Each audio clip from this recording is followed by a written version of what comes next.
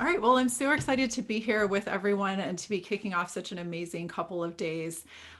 Today, I'm going to be sharing a little bit about Fifth House's journey of learning over the past 15 years and, some of the questions we've asked of ourselves, of our partners, and a few lessons learned along the way. So I'd like to start off just by introducing Fifth House as an organization for those of you who we haven't had the pleasure of meeting yet. Fifth House has been around since 2005, and our mission really has collaboration right at the center of everything we do. We've done projects all over the world. We have worked with musicians and actors and artists of many different disciplines. And central to all of that is this idea of the collaborative spirit of chamber music.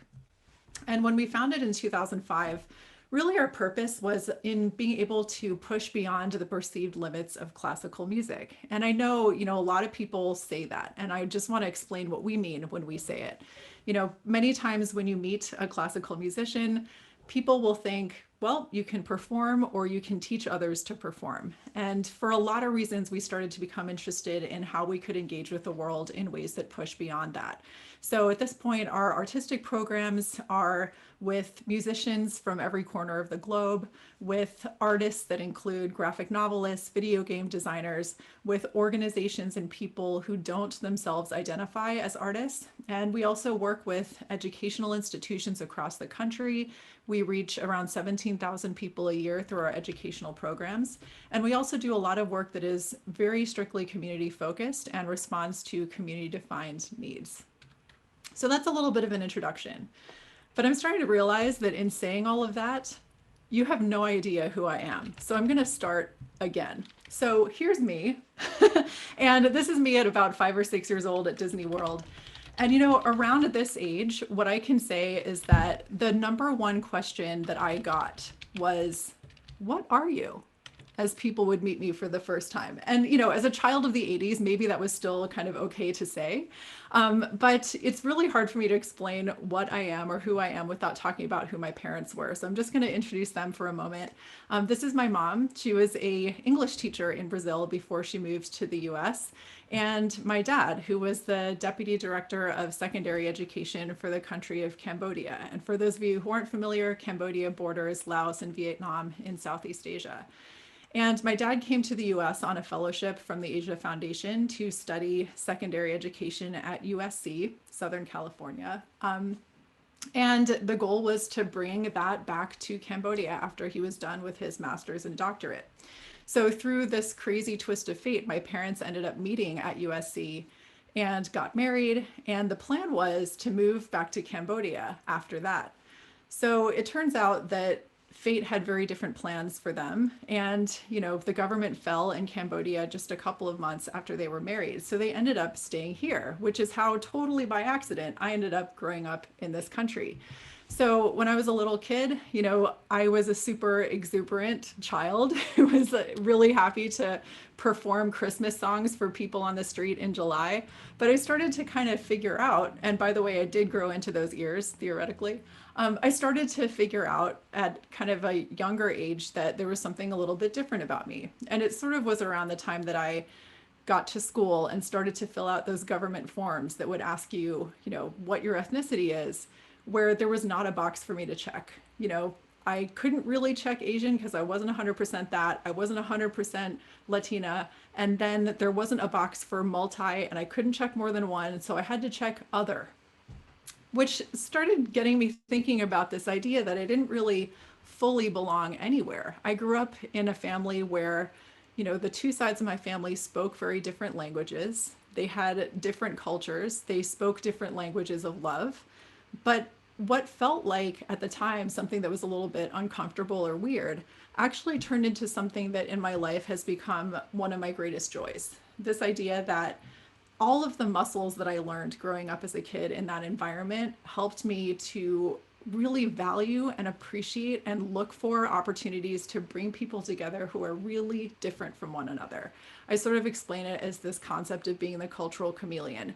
And it's led me to a career that has put me in a position to be, focused in the arts, thinking about business, and then also working with artists, with people, with communities, with cultures from across the world, and building projects that are totally unexpected because the players are so different from one another.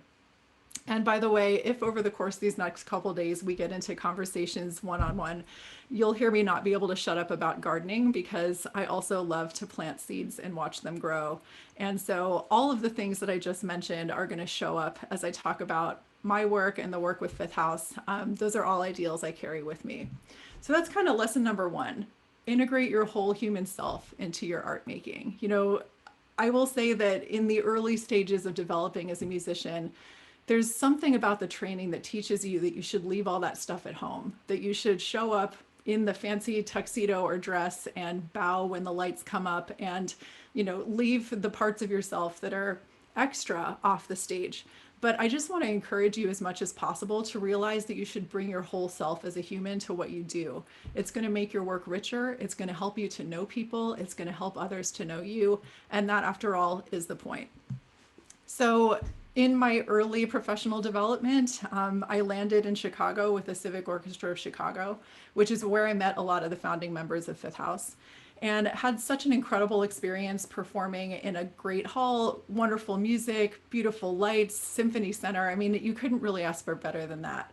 But what I will say is, as much as I loved performing this way and was playing music that I dreamed of, I would on occasion look out into the audience and see people taking the most expensive nap of their lives. And I was really grateful then that one of the things that happened was that I was able to play in a program called Music Corps, which was in existence at the time. It's now become the fellowship program. And essentially what this did was help civic musicians to go out into community, to teach, to coach young musicians, and also to program concerts in parks and community spaces. So one of the first opportunities to do this was at Indian Boundary Park in Chicago. And I remember that I looked around that day after having programmed a concert of chamber music and planned the whole event. And I thought to myself, you know what, this is the first time in years that I am playing for people who aren't my peers, my adjudicators, someone who's going to give me a grade, or someone who's going to give me a job. And I remember thinking that all the choices that we had made around the day, in addition to the music, so thinking about where is the stage relative to others, or is there even a stage? What type of event is it? Where does it take place? What time? Is there food? How do we interact with the audience? Are there activities involved? All of that had so much to do with people's experience of coming to classical music, which for many, that was the first time. And I remember that there was a gentleman who came up to me in one of those early performances. And after we were done, he just said, "Yo, you guys give good game face." And I remember thinking, what does that mean? And essentially what he meant, and I should mention, he was a Chicago firefighter who was coming to his very first classical music concert. The thing he took away was that chamber music for him was about eye contact and body language. That when he runs into a burning building with a team of other people, they've got all this equipment on, and that's how they communicate with one another where to go. So it really got me thinking that what someone takes away from the experience is often very different from what I'm thinking about when I prepare it. He's not thinking about whether or not my B flat is in tune. He's thinking about the interaction he's seeing between people on the stage. So that moment, for a lot of reasons, changed why I do what I do. It was first of all understanding that there's incredible power in being able to make all of the decisions around the music that is being made, so crafting a full experience. But the other thing being that, the thing that gentleman taught me was that what people take away is often different from what we prepare for. And if I were to actually think about that and focus on it with intent, really interesting things might happen. So that leads us to the founding of Fifth House, which took place within a year of that. And, the focus of our artistic programs was always to kind of collaborate with artists of different disciplines to create really interesting work and to bring that to non-traditional spaces. And one of the early projects in which we did this was called Black Violet. We partnered with a graphic novelist named Ezra Clayton Daniels to create a 3-part graphic novel concert series where we had both traditional pieces of music with rock covers, with newly composed music for the project, all interspersed together and fit with this storyline and these amazing art slides that were created by Ezra. So one of the things that was cool about this is it was one of the first times we were really exploring that idea of experience design, that it's not just the music we play, but the collaborations that exist within it, the multimedia, the use of story, the programs that look like notices that could have been posted on a board during the Great Plague, the food and beverage sponsorships that created a space for people to gather and talk and hang out. All of that really added to the experience and brought a huge number of people in that wouldn't otherwise have known us as a young ensemble at the time. So we started thinking to ourselves, if story is one of the things that can bring people together and can also tie different types of music together, what would it mean if we were to actually use our performances as an opportunity to help other people tell their stories? So at the time, we had gotten to know the director of corporate design at Twitter, and he helped us to design something called the Hope Cadenza for one of our performances. And essentially what this was an improvised way for the audience to share their hopes for a particular character in our show. And they would tweet or text their responses, and we'd put them up on a screen. So when this happened, I can say that I was the person backstage who was holding the phone and expecting all of these messages to come in and putting them up on the screen in real time. And I remember thinking, no one's going to do this. It's going to be empty and it's going to be so embarrassing. And we had an audience of about 400 people that day. And within a couple minutes, I had more messages than I could even put up there. And the thing that was really interesting to me, what I didn't expect, was that I looked out in the audience and what I saw was that people were looking at each other. They were trying to figure out who had posted what and talking to one another about what they were saying. I thought it was just going to be an interaction between one person, their device, and the screen, but really what happened was this sense of community being built in the room, which was kind of amazing and unexpected. So that leads us forward to another project called Journey Live. And for anyone who might know this game, you know that it's a sweeping narrative that is told without words at all, where it's about your journey through life, your generosity to others, what the meaning is of that path. And after playing this game, I had this really strong desire to bring it to live audiences because of what it would mean to take an experience that's so powerful and moving from the couch into the concert hall. So we ended up working with the composer Austin Wintory to translate his Grammy-nominated video game score into a fully interactive arrangement that could be performed live on stage to the actions of a player. So what this means is we have a superconductor, the game player, on the stage with us. And when they turn left, the music changes. When they jump on the bridge, the music changes. And it's really fun because if we do it right, nobody knows it's hard. It just sounds like it's through composed and fully made for that evening. What was really amazing about this project is that we were able to launch it with a Kickstarter campaign that raised $52,000 from 1,200 backers all over the world. But the money is like 0% of the story here. What's actually important is that there was community built around the project, that we were getting stories from people all over the world about what the game had meant to them, how they played it when their pets were passing from this world or when they were sitting in a hospital bed with cancer, and what it meant to them to be a part of the experience of bringing this new iteration of it to life.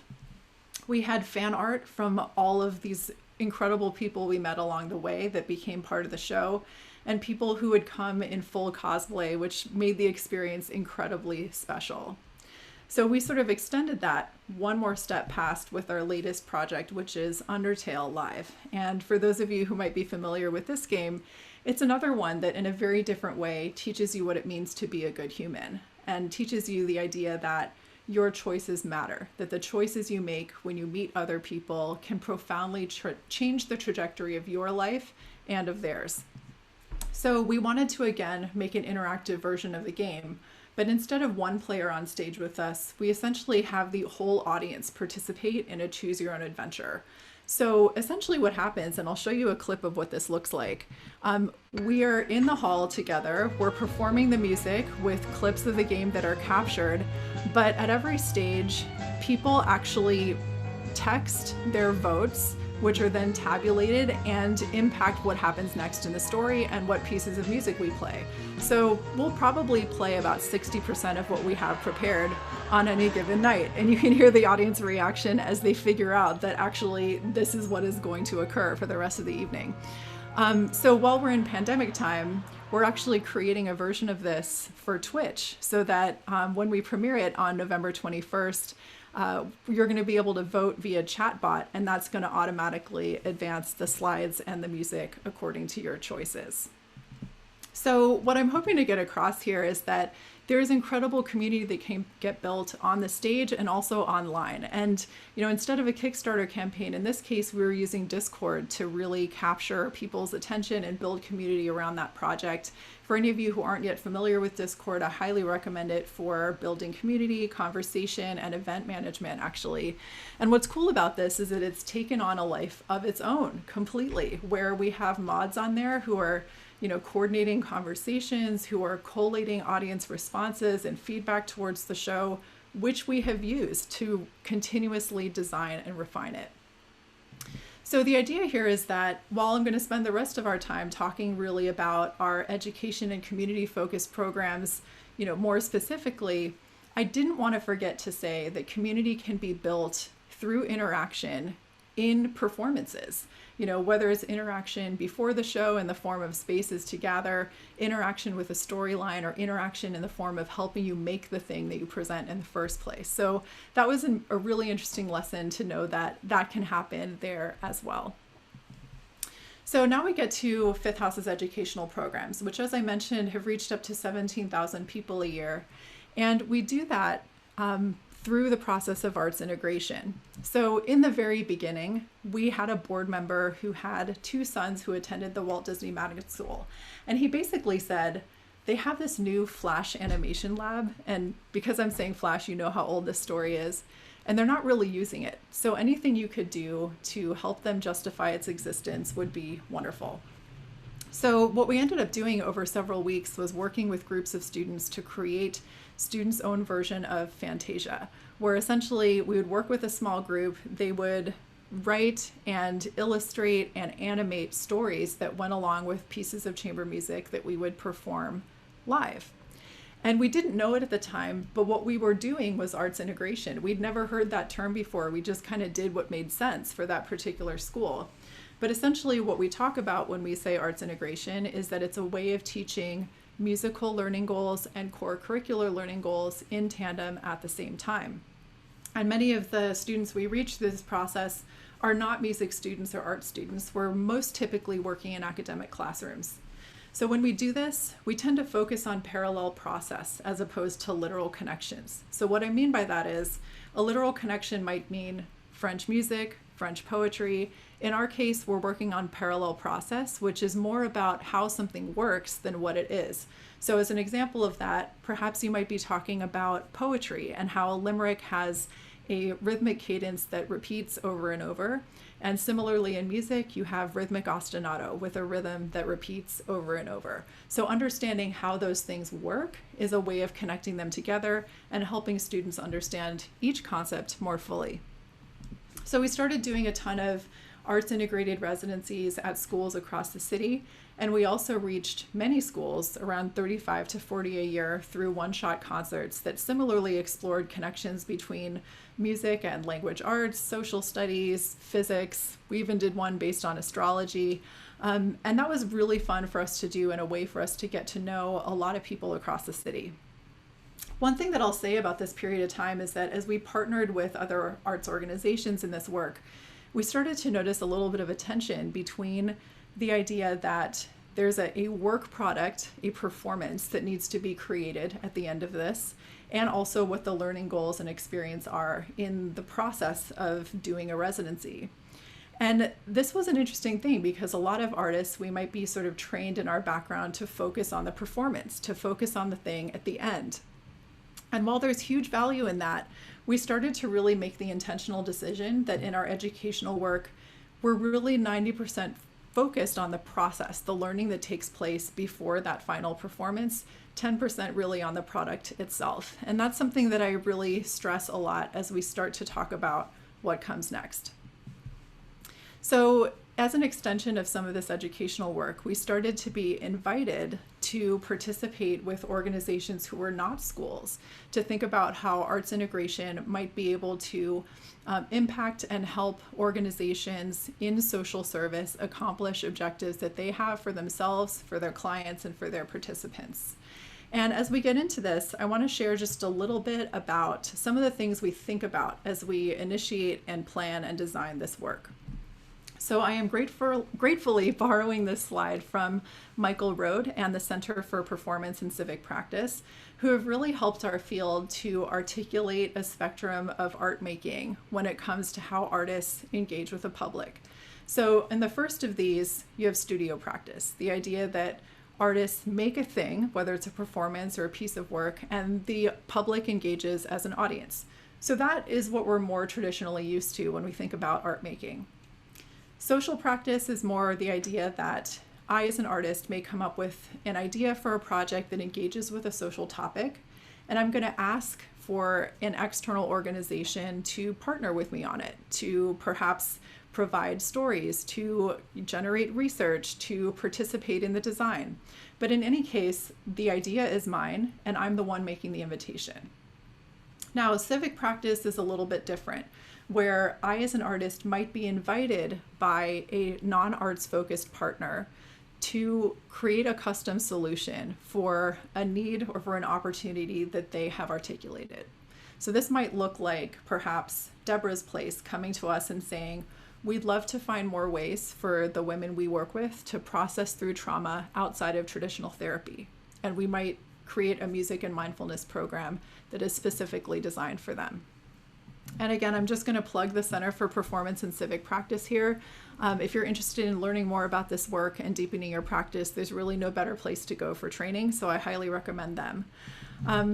But the thing that I'll say about that previous slide is that partnerships are defined by the invitation right at the very beginning. So you'll notice that the way we define studio, social, and civic practice is in whose idea it is and who makes the invitation, and that thinking about that with clarity from the very beginning helps you understand what you're doing and therefore what success is going to look like, because it's very different in each of those three ways. And I should also mention here that there's no judgment placed on which ones of these are better than the other. Any artist can engage in any of those three. We've had projects that have components of all of those three. So there's no judgment placed on that. It's just really helpful to know what you're doing at any given time. So a couple more things that might be helpful to know. You know, it's really important when you're doing this work to show up as a guest before you're a host. And what I mean by that is, you know, there are many times that we will form relationships with people or with organizations that we may want to work with, where we simply participate as a member of their community for a pretty long period of time before we start really thinking about what we might do together. And again, that's a little bit different from the way that sometimes we might think about things as we go out to plan projects. You know, in the arts and also broadly speaking in our society, we can be somewhat goal-oriented as we come into these conversations and say, okay, we're thinking about planning a project. Here's what we think we might do, and just come into it from that perspective. But instead, if you show up and you want to engage with a workers' rights organization, showing up at meetings, participating on work groups, participating in advocacy or fundraising or other efforts that are publicly available is a way for you to get to know that organization and become a trusted member of that community, and then be invited to participate on a project. Very different. And the thing that I'll note here is that it's really not equitable to create public-facing programs without public participation. So again, a thought that comes to us very much from the Center for Performance and Civic Practice, which we're very grateful to have learned from. So if you've ever heard the phrase, nothing about us without us, that's really what we mean, is that there should be participation from the public in every aspect. When I say invite the halo, I mean inviting administration, program staff, teachers, students, participants and clients, other stakeholders to the table when you are planning the project, when you're ideating, when you are executing the project, and when you're evaluating the project, so that at every stage you've got inclusive participation in knowing what this thing is going to be. It's not just that you come to the table with a menu of what you can offer.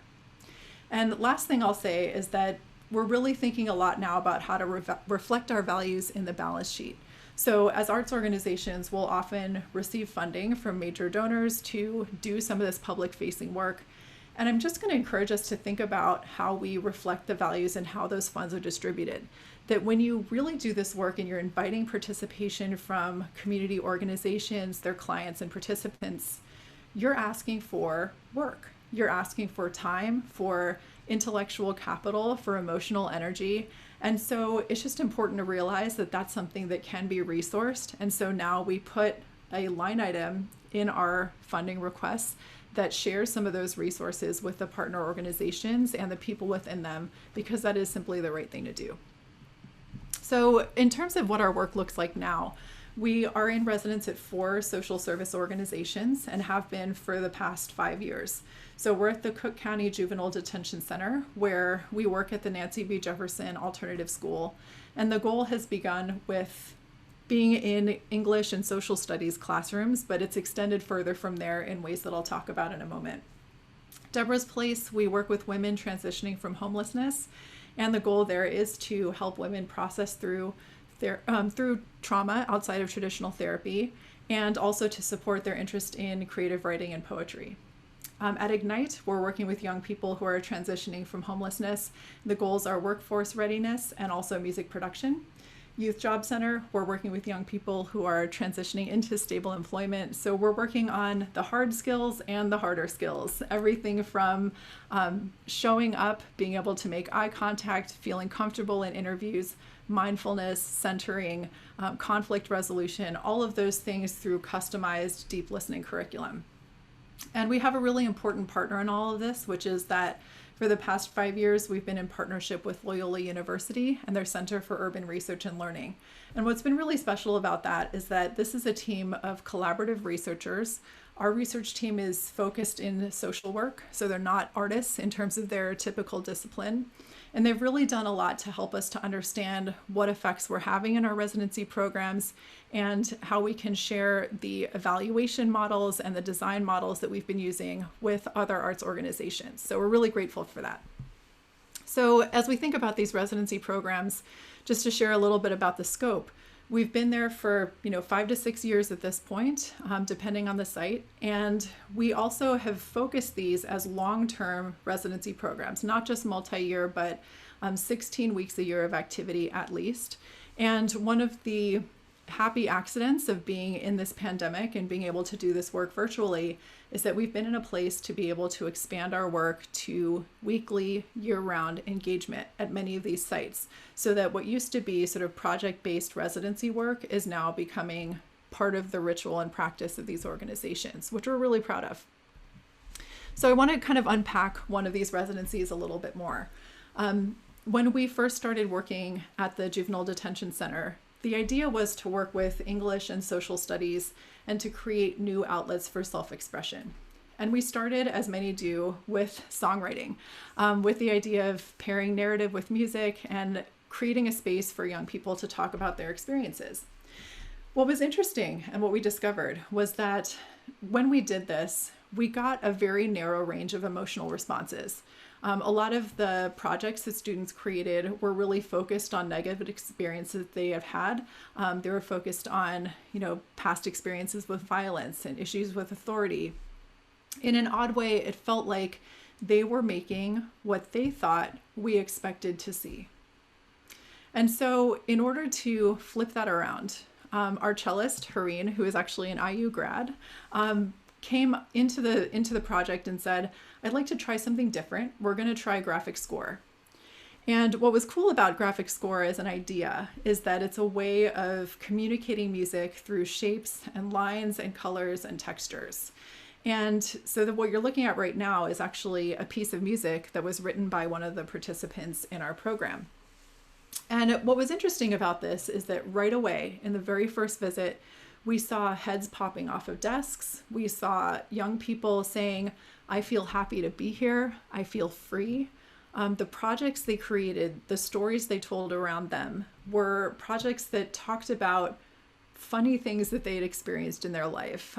They engaged nostalgia and childhood memories, and they were a way for more facets of them, human beings, to be seen by others. I had a mother who came up to us after one of these performances and said, "I had no idea my son was capable of this. You've helped me to see him in a totally new light." And what's really special about this is that we've created a language, in this case, for young people to communicate the full totality of their human experience. When you hear people saying young people experiencing incarceration or people experiencing homelessness, the reason language is that way is because that's an experience people are having. It's not who they are. So as we did this, we were working with a social emotional learning expert, and we started to put activity-based evaluations into the lesson plans. So at the beginning and end of every day, we ask young people this question: to pick a color that represents how you feel today. And we had one response, which we will always remember. At the end of an activity, one of the young people said, "I feel like a rainbow." And we didn't know what to make of that. So we kind of asked him, what did that mean to you? And he said, "I'm just so happy to be here. I feel all of the things at the same time," which we just thought was beautiful and something that is very rare to see happen in that space. So I will explain a little bit more about this in a few minutes, but we started to see that in the first couple years of our research with Loyola, that mindfulness was showing up as one of the big markers of what we were accomplishing for participants. And so that led us down the path of exploring deep listening as a practice and bringing that into what we were doing at the center. And deep listening was created by Pauline Oliveros in the 70s. It's a practice that incorporates movement and music and also dreaming. And for those of you who join us tonight, you're going to get a really fun crash course in deep listening in the form of a deep listening jam. So it's going to be raucous and weird and hilarious, and we're looking forward to having you join us. Absolutely no musical training is required for this experience. Just come as you are. But as we started to incorporate deep listening practice at the detention center, a couple of things became clear. So first of all, because we're now in residence year-round at the detention center, our goal was to use deep listening to create rituals. So deep listening practice has some scores that you can do on your own that help you to become present in the moment, to expand your consciousness, to improve your listening. And what's beautiful about this is it creates rituals that young people can do every day on their own to create freedom mentally, despite whatever their circumstances are. And the other thing is that these are rituals that can be done as groups. So deep listening practice is incredible for its power to build community. And what I'm showing here is the cover image for a blog post that's on our website that was created by Hareen, who's our lead teaching artist at the detention center, about an experience she had with a bowl gong meditation, where the act of inviting somebody else to strike the gong and create a sound is something where we had young people and guards and teachers and administrators participating generously and equally in a process, which we had never seen before in years of working in that space. So I definitely encourage you to check that out on our website. It was one of the most powerful experiences. So instead of creating projects, our goal at the detention center now is in individual rituals to help create freedom and group rituals that build community. And all of these residency projects have fed back into the broader context of our educational work. During the pandemic, we started running a project called Color Tunes, which is actually a graphic score and storytelling program on our Facebook page for kids and families, which is super fun. Kids around the country send us graphic scores that they've created. We read storybooks, and it's always a joy. And we've also started running a daily deep listening live stream on our page every day at 10 a.m. Central Time. So if you ever want to join us, please feel free. You're welcome to hop on Zoom with no preparation or warning and enjoy a half hour of community with us. And what's really fun about this is that we've met people all over the country that we are really thrilled to be able to share that space with. And I will say, just personally for me, that half hour a day has kind of saved my life during this pandemic. It has been such a joy to make music with such a wonderful group of people and to find new ways to connect to my own thoughts and to the thoughts of others during a time that can be and feel very isolating. So as we think about this, One of the biggest lessons through our work with Loyola has been to redefine how we talk about success. So, previous to our work with them, we had really thought about measuring success as most arts organizations do, from the perspective of skills gained. So, being able to write a great piece of music, play the violin better, or have better vocabulary. We started to really learn from our work with Loyola that success can be defined through personal transformation instead. So let me explain what I mean by that. The biggest surprise that we got from Loyola was that it didn't matter where we were or what we were doing. In fact, we saw the same outcomes no matter what. So it started with mindfulness, the ability to be present in any moment. It then moved to personal agency and empowerment. So recognizing that you yourself have value and your own individual thoughts and feeling empowered to share those with others. We then moved to collective decision making and creativity. And when we talk about creativity in this context, we're not just talking about making a piece of art. We're actually talking about the creativity involved with solving problems and also envisioning a different set of circumstances than what is right now. So taken all together, the power to be present, to recognize your value, to share that with others, to envision different circumstances and take action towards those is really powerful for anyone, but particularly for people who are in transition. So then you start to ask yourself, why is it that even though the subjects we're exploring, the people we're working with, the formats and the curriculum are totally different at all of these sites, that we are actually seeing the same results everywhere we go? And the answer is that it has so much more to do with how we are doing what we're doing, not what we are doing. So first and foremost, flexibility, the ability to meet any changing circumstance, whether it's, they're understaffed, so the young people can't come down today, or we've had an administrative change and your instruments are no longer allowed in the space. Surprises like that, the ability to flip on a dime and change the lesson plan and do something else that accomplishes similar goals. Role adaptability, the ability to be a performer, an educator, a facilitator of conversation, a co-participant in an activity. When we are able to flexibly move between those roles within a single visit, it helps other people to be able to see that they too can be in different roles in their interactions with others. And then lastly, meeting participants where they are. Being able to share a space of possibility together where it's okay if people come in and they're stressed out about something that's about to occur. We know that that's part of life. Making it okay for people to show up however they are coming into the space, but offering invitations to participate whenever they're ready can often be a space of possibility that we can share. And so that teaches us that nothing we will ever do is as important as how we show up. And that's become a core part of our teaching as we work with arts organizations, as we train emerging artists to do this work, that it's not just about crafting the perfect lesson plan, it's about how you show up as a human being that will actually produce the most profound results for others. And here's where things get super interesting. So in the last couple of years, the researchers had been seeing and deepening their understanding of the impact we were having on others. But what they were also noticing is the impact that others were having on us. So what they were seeing was that as teaching artists spend more time in these spaces, that it's actually improving their mindfulness, their agency, their creativity. And so what they're really noticing is that it's not a process of us reaching out. It's a process of us all sharing space together that's producing all of this. And that is critically important because we tend to use a particular word in the arts called outreach, which I kind of think is a bad word because what it means is we have something that you don't, and we're going to be here to give it to you.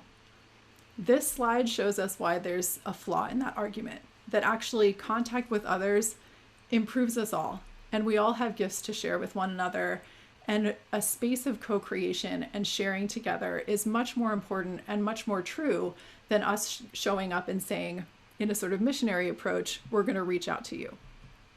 And if you still need convincing as to why this work is important, I'm going to share that because we did those 5 years of research, we're in a place now to be seeking most of our funding from organizations that are interested in funding the social impact work we do, not because it happens in the arts, but because we're able to show and document results that are outside of the arts. We just happen to do it through the arts. So that's one thing that I'll note. And the other thing is that you might have seen a study come out recently from Data Arts and the Wallace Foundation about the alchemy of high-performing arts organizations. And, I definitely encourage you to check this out. There was a webinar up recently and they've printed the report. But just to shortcut it for you, what they found was that organizations that merged a high level of artistic performance along with a very strong outward community focus in everything they do, and match that with flexibility. Those are sort of the pillars and hallmarks of success for arts organizations for longevity. So I mention all of this to kind of give a little bit of a backdrop for what it means for arts organizations to do work in this way. But I also want to put a very strong asterisk on it and say, this is not the reason. This is not the reason. This is a byproduct. This is an outcome. But the reason you do this work is because you're genuinely interested, because you believe in it, because you want to share space with others, and because you want to listen and learn. So I just want to say, I'm glad for all of these things, but they're not the why. So let's return full circle now. And I'd kind of like to tie a bow on this by talking about some projects that actually engage all of these things at the same time. So we have a project right now that we're working on called Rivers Empyrean. This is a project that has basically been a 2-year exploration with partners that impact ecology and conservation in the city of Chicago. So we've been working with the Friends of the Chicago River, the Sierra Club, Wild Mile, and Urban Rivers. And we've been, over the course of a couple of years, creating educational programs, public performances in outdoor spaces, cleanup days, deep listening activities, a floating eco park on the North Branch of the Chicago River with deep listening embedded, all of these really interesting things. And that has allowed us to feed back and learn and gather information towards a concert performance that includes music by Pulitzer Prize winning composers, along with 2 commissions by Patrick O'Malley and Sean O'Pebolo that are based on recordings and data collected in the Chicago River. And that's been a really exceptional process because, again, 90% of it is in the process itself. 10% of it really is the performance. So much of the work and the ramp up is actually the main point of the partnership. And one of our main partners that I want to make sure I dig into a little bit here is the American Indian Center. So we've been incredibly privileged to work with the Indian Center on this project. They have taught us so much about the idea that no study of the environment can happen without understanding your personal relationship to the land. And so much of their mission is to reclaim native and indigenous wisdom around native plants, medicinal plants, and conservation and stewardship. So what's been really great about this is that it's been a process of us being able to connect the American Indian Center to all of these other arts organizations and also conservation organizations in the city in ways that can extend past the project term. So for instance, we're connecting them to the Wild Mile to talk about how native plants can be incorporated into the floating islands that they're creating on the banks of the Chicago River and the curriculum that they're co-creating with us for the public schools. We similarly connected them to an organization called Blacks in Green, which was interested in creating a Mamie Till forgiveness garden that incorporates medicinal plants and wanted to have their wisdom in doing that. But I want to also say that there was one kind of unexpected thing that was a huge light bulb moment for me in our partnership.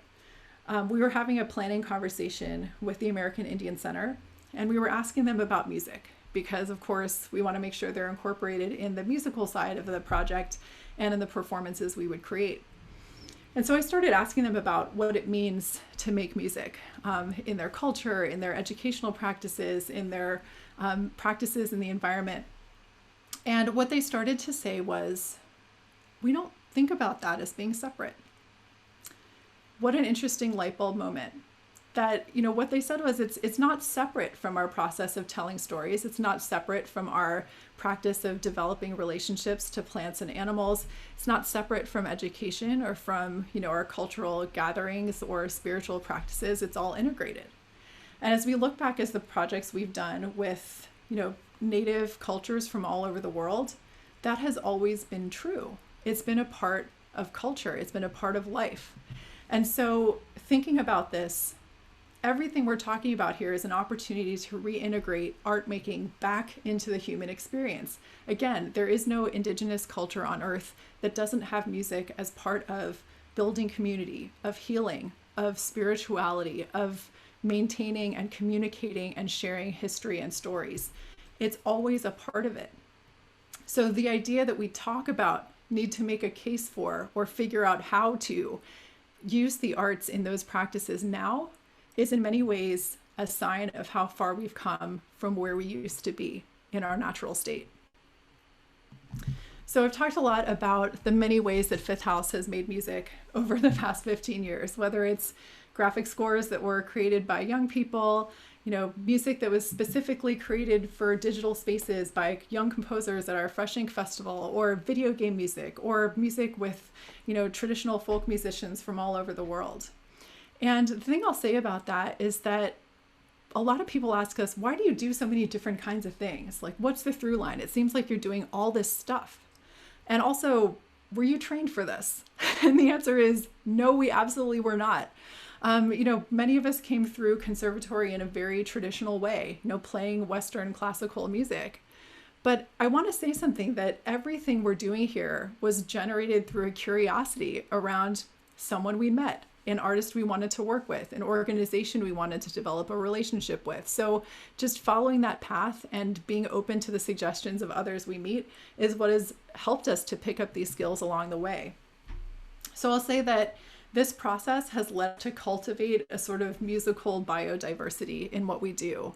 I thought of that term as I was watching this Attenborough documentary that is on Netflix right now, which I highly recommend, by the way.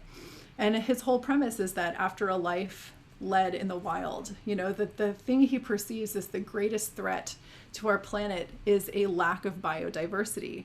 So this shot shows, half of the screen is the native rainforest with millions of species, and the other half is the monoculture that is created by man, cultivating trees for palm oil. And as I think about that, it really clicked on something for me where, my entire training was in Western classical music.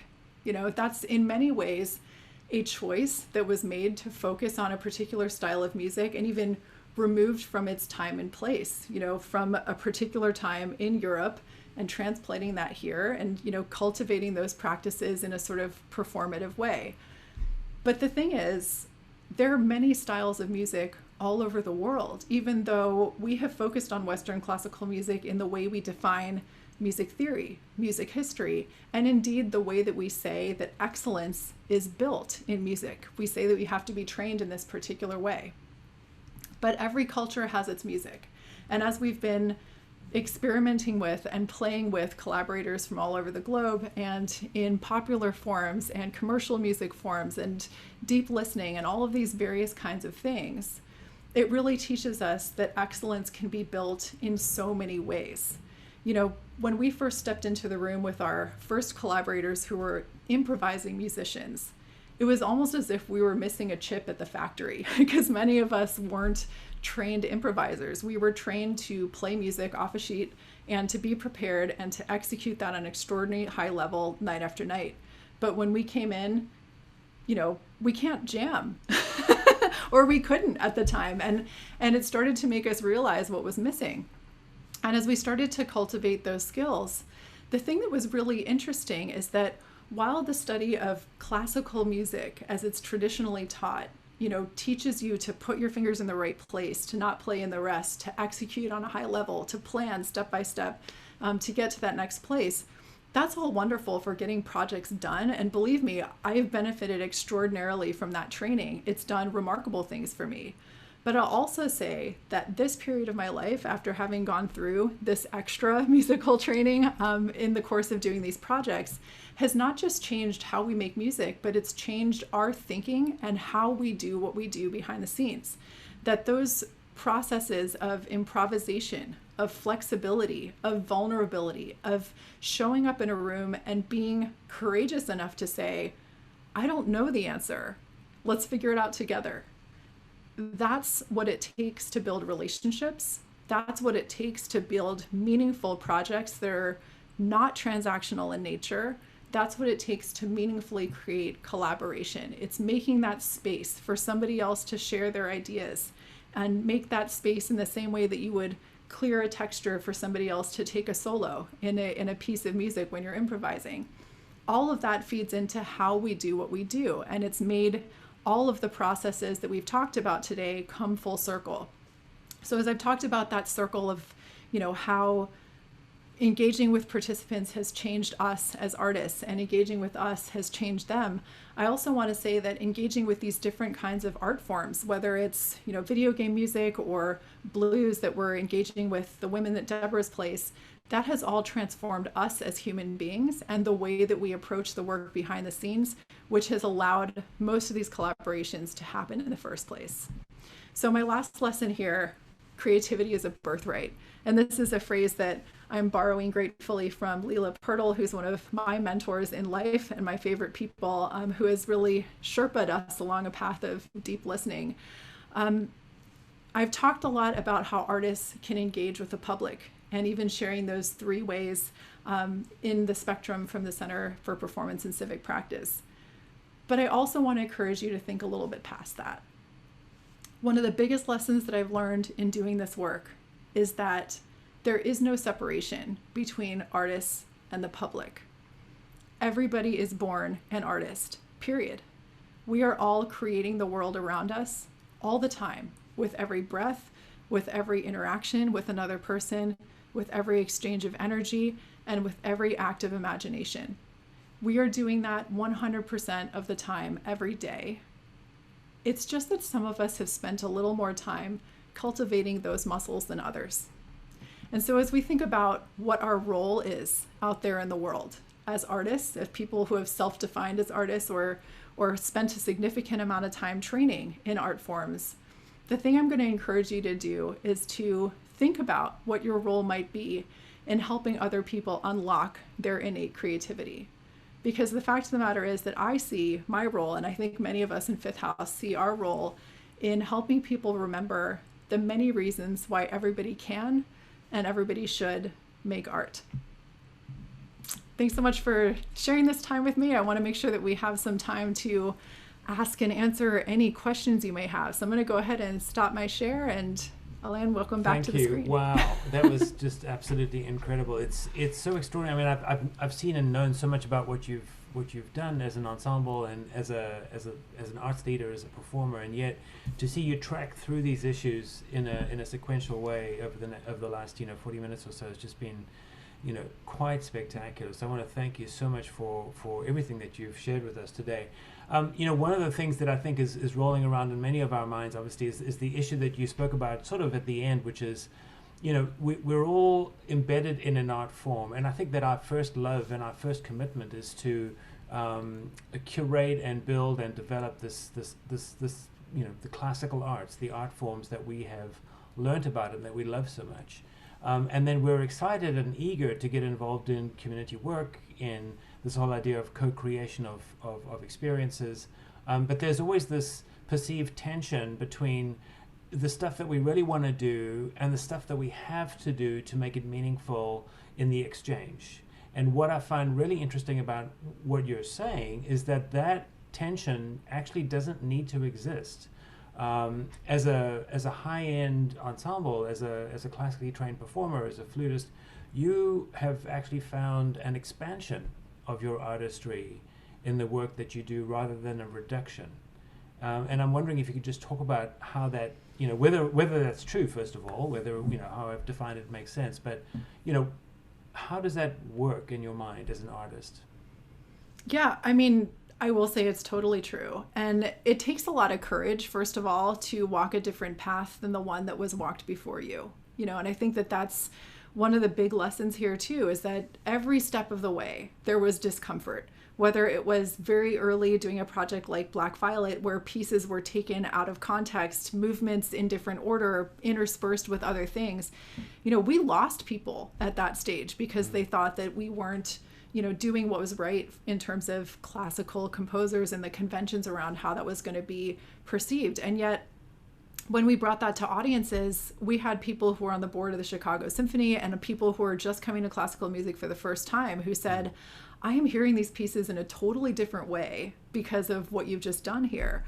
So that's just very basic. But, I can tell you as someone who was not trained in improvisation, the first time that I set foot in a rehearsal where that was part of the deal, I was sweating bullets. It's fear, people. I just want to say it's really terrifying. And, one of the things that has been a hallmark of the many people I'm proud to work with is that aspect of vulnerability, being able to show up and not be perfect. And that's something that we have to learn because in our training, we are trained that perfection is what you're going for, So I think that developing that skill set and also that willingness to think beyond your training and to be uncomfortable has been one of the things that has allowed us to kind of galvanize around these sort of new directions. And again, no judgment. I think I think it's great to have artists who focus specifically on any one of these things. We just happen to be a group that is curious about a lot of them. So please don't feel that everybody needs to do this in the same way. I don't feel that way at all. And the other area that you've leaned into, which is really interesting to me, is this whole idea of multimedia. You've done shows with multimedia. You've also got involved in the whole game arena, and it seems to me, and this is something that's really COVID related as well. I mean, the entire arts world has had to face the reality that that digitization, virtualization of performance, and communication, and the utilization of technology, it can take us places that we never imagined possible before. And it seems like the Fifth House Ensemble has been doing this for a while. You've recognized the value of connecting with technology and connecting with other expressive forms such as games as an ensemble. And again, if you wanted to speak to that, what is your path of discovery that you have found as you've gone into this whole technology arena? Sure. I think what you're seeing is not so much expertise as curiosity and a willingness to learn, and a desire to make friends in all kinds of spaces. So, the whole idea with Journey actually came from Dan, who's our artistic director, who basically had to seatbelt strap me to a couch to play this game because I didn't know anything about it. And by the time we were done, I'd cried 3 times and I was just like, what are we going to do with this? It's incredible. So I think one thing that's important here is that, video games are art as well, and it's funny, you and I were just talking about being on a sound check before this, and I said, hey, I have to be in this meeting for 45 minutes. That meeting was with Dolby. We're having conversations around creating with composers spatialized pieces that take advantage of Dolby Atmos technology. And what an incredible addition to what we're doing with deep listening practice and the work we're doing with composers. So you're very right to couch that in this moment that we're in. I remember when the pandemic first hit and I was having conversations with our group, and everyone's understandably wondering what in the world we're going to do. I just looked at everyone and said, listen, the idea of those who can only do one thing, which is perform on a stage for a live audience, that's going to be really tough for this foreseeable future. Right. But fortunately, that's not us. Mm-hmm. We've got all these extra skills that we've been developing along the way. Mm-hmm. They're now primary. And so let's make music that was specifically made for right now and use this as a feature and not a bug. One of the analogies that I sometimes think about is what's happened to print media over the past 30 years. 30 years ago, print media was pretty much everything that you got all of your information through magazines and newspapers and what have you. And everybody thought, oh dear, with the arrival of the web and alternative forms of communication, that the print media would go away.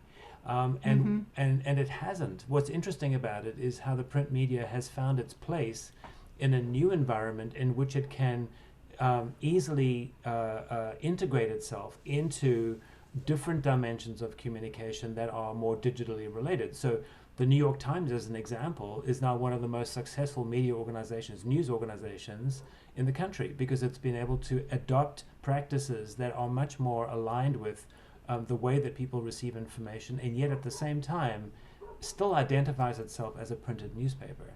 And it seems to me that we're now in this very interesting time where the practice of making music, the practice of being a musician, it needs to be thought of as being integrated into a much larger set of spaces that we have to learn about. And it seems to me that you have been a real trailblazer in doing that with the Fifth House Ensemble and your own personal work.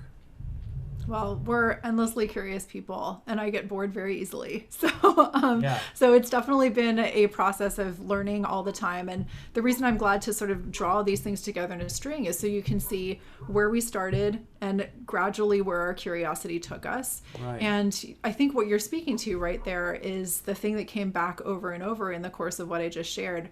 Flexibility, being able to adapt and be nimble and not just rely on how you've done things before, because ultimately survival for anyone relies on your relationship to other people. It's not just about what you think is important or what you want to preserve. So, it's really helpful to be always in conversation with others. And there's a quote that Michael Road said once, which I really appreciate. He said, I really wish arts organizations would listen to their public with the same level of intensity that they hope their public will listen to them. I thought that was beautiful. Yeah, that's very insightful. Wow. Well, I know that we have another session starting in 5 minutes, and so we're going to all just take a quick breath here and then shift over to the next Zoom session. Melissa, I just want to say how spectacular it is to have you with us. Really very special, and look forward to being with you again this evening at 7 o'clock. Everybody, just to let you know that you are invited to hang out and have a Zoom jam with the Fifth House Ensemble this evening at 7 o'clock. And also to let everybody know that we're on Slack. Please jump in and have conversations on Slack. Our conversations will build over time. And one more quick comment and reminder is that the Fifth House Ensemble, we're planning to bring the Fifth House Ensemble to Bloomington as a performing ensemble post-COVID, to do a performance of Undertale, right, which is another game that you've been working in. So do you want to speak just for 30 seconds about what the Undertale project is? Yeah, absolutely. So as you saw a clip in the presentation, Undertale is a game that, teaches you that your choices matter. And it's created by Toby Fox, who is, I think, 19 years old when he created the game as a solo developer and wrote all the music. So we're about to release an album on Saturday of original arrangements that were created specifically for this project. And the Undertale live performance is actually a choose your own adventure where we've created this condensed version of the storyline that retains the main choice points of the game, and where the outcome is determined by many choices that the audience makes together in the course of the show. So the music you hear, the story you see is all created by all of us on the day. And if you want a little bit of preview in a slightly different format than what we'll do at Jacobs, check us out at undertalelive.com. We're actually doing a version of this on Twitch where you can actually vote live on stream and have the action and the music play out according to your will. Sounds absolutely amazing. Sounds absolutely incredible. Really, really. We look very much forward to you being there. I see that Alex mentioned that it's Saturday the 21st, not tomorrow. So that's correct. Yeah. Thank you, Alex. I'm never allowed to touch the calendar. It's my Achilles heel. So, yeah. So again, thank you so much, Melissa. Thank you so much. It's great to be able to use this technology to bring you so close to us here in Bloomington, and we look forward to seeing you again this evening. Thank you. Such a pleasure being here and looking forward to tonight. To see you. Bye-bye.